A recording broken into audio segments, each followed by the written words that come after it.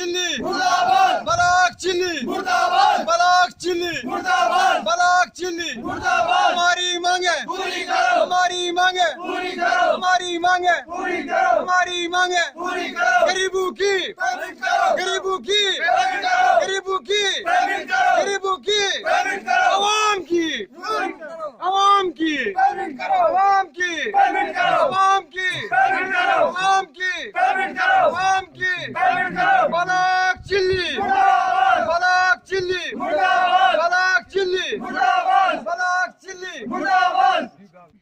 मैं महराज मलिक आम आदमी पार्टी से इस वक्त खिताई जनाब को रिप्रेजेंट कर रहा हूं। मैं शुक्रिया अदा करना चाहूँगा मीडिया का, खासकर तौर पर लाजवाल का, जिन्होंने हमें कवरेज दिया। बहुत पिछले कई महीनों से जो है कवरेज दे रहे हैं और पब्लिक की समस्याओं का मतलब जो वो आगे बढ़ाने की कोशिश कर रहे हैं, उन लोगों तक पहुँचाते हैं।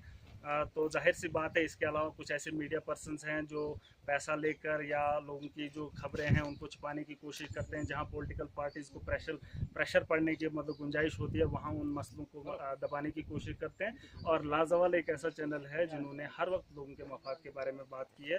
और जाहिर सी बात है, हमारी भी कुछ बातें जो हैं, हम आवाम के मफाद के बारे में बात करते हैं और इन्होंने कोई कसर बाकी नहीं रखी।